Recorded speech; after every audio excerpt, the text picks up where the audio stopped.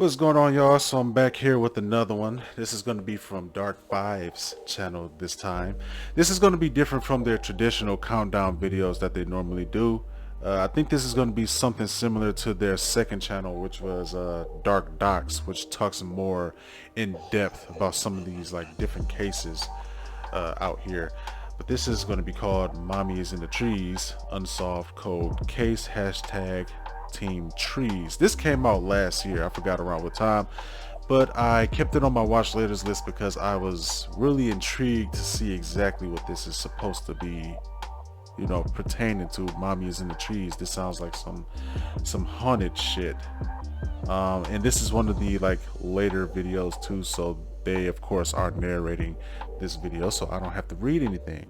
So this is going to be a quick little video, but I just kind of decided on myself to go ahead and make a second one just because you guys have just been so great being patient with me. And I mean, I'm not saying that y'all just out here waiting for me to drop videos and stuff, but you know, I kind of feel like I have that obligation to at least make a second one. So let's go ahead and hop into this one and see what this is talking about here. On the evening of December 12th, 1985, a 2-year-old girl mysteriously wandered into a Kmart in Spanway, Washington, all by herself.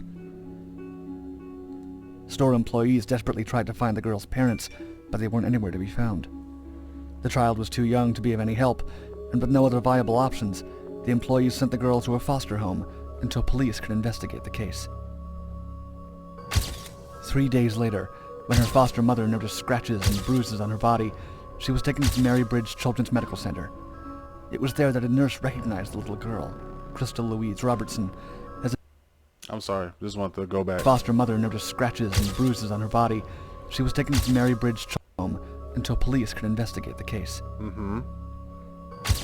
3 days later, when her foster mother noticed scratches and bruises on her body, she was taken to the Mary Bridge Children's Medical Center.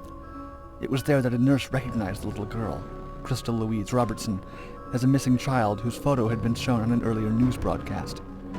When police officers arrived to ask about the whereabouts of her parents, Diana and Michael, all little Crystal could say was, quote, "Mommy's in the trees." Ooh, that shit is ominous. I could feel the hair sticking up all over my body. Oh shit. I wonder what happened. Okay, so here's what we know so far. She wandered into a Kmart by herself. Authorities is called, placed her in a foster home. Foster mother noticed all the bruises and shit on her body. Then they took her to the hospital. The nurse recognized her because they didn't know who the child belonged to, so of course she went to a foster home. So right now, not right now, but as the girl was living with the foster parents, she still wasn't identified, you know, as far as like who she belonged to and who she was and things like that. So the nurse recognized her because she's seen the little girl before and recognized her and told them who her name was and that she had gone missing and things like that. Okay, we're good now. Ooh, this opening is very... Never heard this from Dark5 before. Goes missing. 21-year-old Diana Lee Robertson, her 36-year-old boyfriend Michael Reimer Jr., and their daughter Crystal had all gone missing the same day the 2-year-old ended up alone at Kmart. Oh shit. The three of them had last been seen venturing into the woods searching for a Christmas tree. Michael Reimer worked as a roofer, but would also lay animal traps to supplement his income with the sale of small furs. After searching for the tree, Michael had also planned to check on his traps laid along an 80-mile stretch of the Nisqually River deep within the Elbe Forest. Any trace of the family was lost at some point during that endeavor. Crystal was eventually reunited with her grandmother, Louise Conrad, the following Sunday, but the whereabouts of her parents remained a mystery. Okay, so after they found out who she was, her grandmother came and claimed her and got her up out of that foster home. Okay, so now she's with her actual family, but the parents are still missing. Search parties led by Reimer's friends and father bore no results, despite exhaustive ground and air coverage. The couple had vanished, leaving no clues behind. Meanwhile, Louise Conrad reported that her granddaughter was silent and, quote, always looking around, now seemingly void of personality. And I don't mean to keep pausing it, but this reminds me of a book that I'm currently reading right now.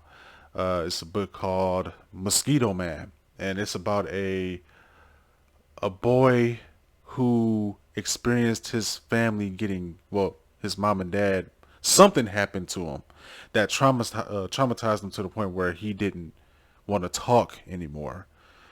So it just kind of reminded me of that. Like, something scared this little girl so bad to the point where she didn't want to say anything.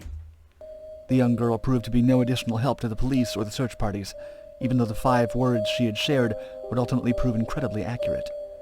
Mommy was indeed lost in the trees. What? What the fuck is going on here? It was a little over 2 months after the child was identified that a man walking his dog happened upon a female body buried in the snow under the forest canopy. Diana Robertson had been stabbed 17 times, and a tube sock had been tied around her neck. Reimer's truck, a 1982 Plymouth pickup, was also found abandoned next to her. The suspected killer. Within Reimer's truck, there was a number of uncertain but troubling clues to what might have happened to the family. The front seat was stained with blood, and even more hauntingly, a manila envelope was found on the dashboard with a written note that simply read, "I love you, Diana." With Michael Reimer seemingly nowhere to be found, the county undersheriff, Randy Hamilton, pointed to Reimer as, quote, either a suspect or an additional victim. Diana Robertson's boyfriend officially became a person of interest, and realistically the primary suspect, thanks to the 2 domestic disturbance complaints against him. It didn't help that he also had a previous arrest for domestic assault and malicious damage from October of 1984. In that incident, he'd broken Robertson's door and thrown her to the floor, a violent history that some found potentially incriminating. His father, Michael L. Reimer Sr., fiercely contested the possibility of his guilt and held the belief that his son must be dead too. Okay, so they found the woman's body, the mother's body. They didn't find the guy. They found the note in the truck, but the guy is not there, the dad. He's gone. They're assuming that it was him. He's had previous cases of domestic violence, so all fingers kind of point to him, makes him the obvious suspect. History of violence, probably went out there, did something to her, cut her up, stabbed her and all that stuff, and is currently on the run. But his father believes that he is innocent and is probably still a victim out here, probably got kidnapped or probably got killed and put somewhere else. On the other hand, though, Louise Conrad felt that the note in the truck must have been a sort of apology, a final confession from Reimer Jr. She stated that, quote, I have cards that he had given to her on different holidays and things. He signed exactly the same way. Yet FBI handwriting analysis came back inconclusive, and while tests on the blood found in the vehicle revealed that they were of human origin, they failed to indicate a blood type. Michael Reimer Jr. remained a suspect, especially considering he had been trapped in the area for 15 years, and this wasn't the first murder to take place there. A gruesome precursor. Wait, hold on. A precursor to what? Area for 15 years. Handwriting analysis came back inconclusive, and while tests on the blood found in the vehicle revealed that they were of human origin, they failed to indicate a blood type. Michael Reimer Jr. remained a suspect, especially considering he had been trapped in the area for 15 years, and this wasn't the first murder to take place there. A gruesome precursor. Oh, wow. So there are going to be murders that happen after the shit. Before Diana and Michael went missing, on August 10th, My bad, y'all. I keep bumping the fuck out of this thing, man. 1985, another couple disappeared on a camping trip nearby at Tule Lake. A 42-year-old woman named Ruth Cooper and her 27-year-old boyfriend, Steve Harkins. His body, still inside his sleeping bag, was found in a campground with a bullet in the head only 4 days after they went missing. The next month, hunters found Cooper's body and purse in the same area, with a tube sock tied around the neck. Given the startling similarities between the case and the Mommies in the Trees murder, 2 main theories developed. Either an unknown serial killer had killed all 4 people, or Michael Reimer himself was the perpetrator. That's understandable. A serial killer at large? The joint case went cold until March 26th of 2011, 25 years after Diana Robertson's body was found. A hiker trekking about a mile away from the site of the discovery found a human skull, it was Michael Reimer's. Oh, shit. Detectives from the Pierce and Lewis counties pledged to look into the case once more, but with no body and no detectable cause of death, there was little to go on with. To date, the rest of his remains have not been found, and an additional double murder from March of 1985 has also possibly been linked to the crimes. Whether Michael was involved or whether a serial killer remains at large near the Elb Forest remains to be seen. Creepy mystery channels may seem far removed from the rest of YouTube. Oh, man, this shit was great. Dark5 needs to do more of these type of videos, like these cases and shit, man. I think a lot of these, I think literally their second channel is nothing but that type of stuff. But to just talk about cases like this instead of just going down the countdown thing and just able to focus on one case, that's I don't know, like it just kind of gives it more like the music and all that. The atmosphere of this video was just fuego. That shit was top notch. Well, to talk about the case itself, it's really hard to, really see who was out here doing it. I mean, that skull showed up 25 years later after those initial, when his girlfriend or wife, I don't know if they were married, but, the mother, when her body got found, this is 25 years later after that happened, where his skull was found.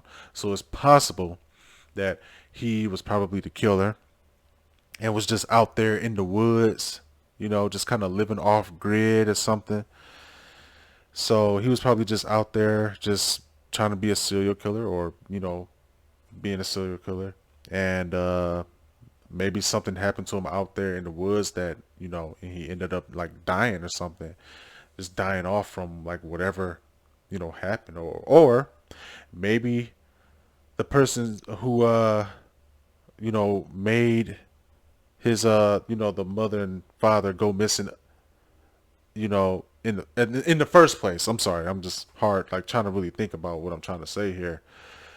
Maybe that person killed the mom, then took the guy out somewhere different and then killed him there and did whatever with his body, dumped it off or whatever. Because I think they said they only found his skull, but they didn't find the rest of his remains, so they can't identify like what exactly was the cause of his death.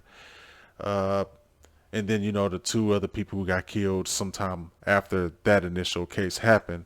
So it's it's safe to say, like, okay, well, it's not really safe to say, but one of those two things have happened. My only thing is the daughter, the little girl that was found, she said that mommy was in the trees.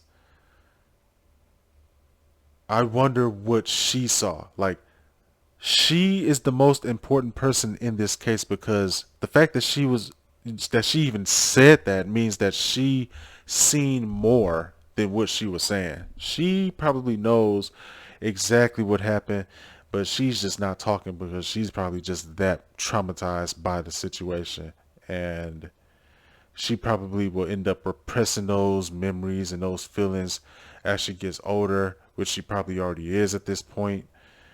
And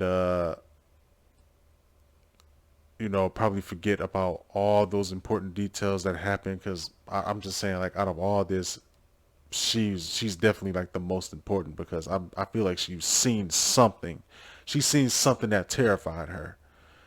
So what else can I say, man? This is a nice little video to talk about cases and stuff.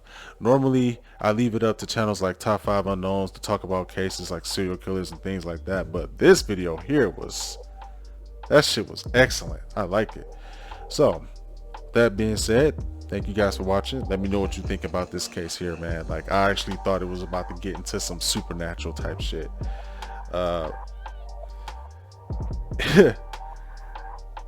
Like you don't understand the level of fear that I was kind of feeling in my bones when she said mommy is in the trees. Like, that shit almost got me. I wanted to turn this video off, but I'll put the link in the description box below so you guys can check out Dark5's channel and original video. and I will see you guys in the next one. All right, peace.